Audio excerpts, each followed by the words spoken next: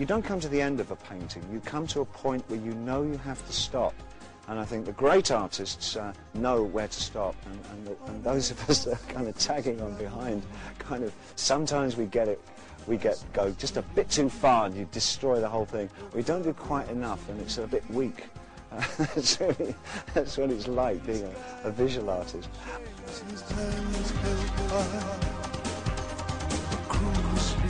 16 measures of solo. 1989. And then an additional 8 as a Tin Machine Special. And then we break. Was that the original? The snare. Because it was pretty much an experiment in its own time, in its own way, in its own nature. I think a Tin Machine probably embodies some of the best and some of the worst. It was the best of times. It was the worst of times. So of the work that I've done over the last 10 years, anyway, it had extraordinary high points and some real downers, which comes with the territory of experimentation. Not all of it works, but when it does work, it works really well. And again, it's the thing that Brian always uses when I get a bit timid about the work that I'm doing. He says, don't forget that in music you can crash your plane and walk away from it, that art really isn't that full of life-threatening situations.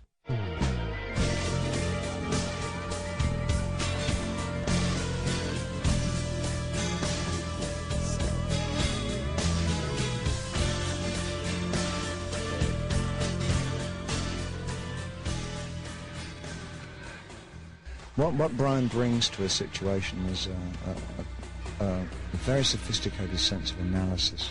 He can look at something and gauge its import. He can examine a piece of music and find its real strengths and also its weaknesses, and he'll tend to frame a little piece in the middle and say that 10 minutes is really interesting, but the songs either side are a waste of time and nothing's happening there.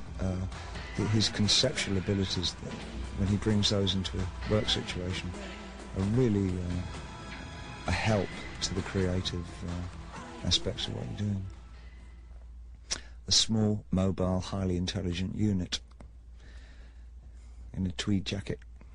And then the next bit is, I am with Nay, hey. Okay, 1, 2, 3, 4. I am with Nay, hey.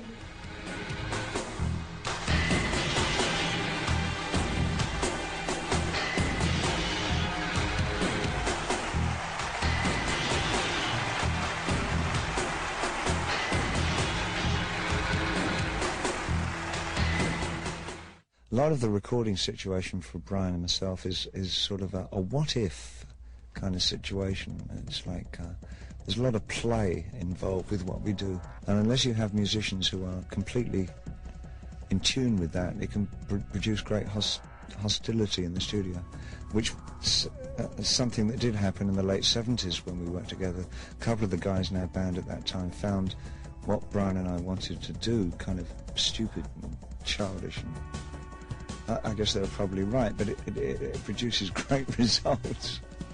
And this time around, I purposely chose musicians who would feel at ease in a kind of a slightly humorous situation. Mike Garson, of course, is from the Aladdin Sane period of my work, and was always a really out there, fairly eccentric musician. I had Erdal Kizilcay, who's a Turkish musician who I've worked with over the last 5 years, playing bass and keyboards. Reeves Gabrels from Tin Machine. Sterling Campbell was the drummer, who was also the drummer on Black Tie, White Noise, and subsequently is now working with Soul Asylum, so I'm afraid we've lost him for the tour. And we had Carlos Alamo, who worked almost continuously with me, off and on, since 1973. Okay, I think I've lost my way. Fantastic death. That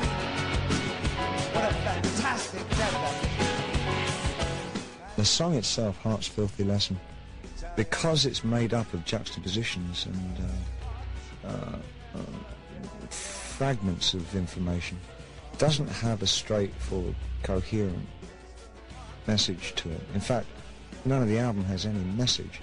It's really a compression of information. It's just information. Make of it what you will. But I guess my input into Heart's Filthy Lesson is that the filthy lesson in question is the fact that life is finite. That realization, when it comes usually later in life, can either be really a daunting prospect, or it makes things a lot clearer.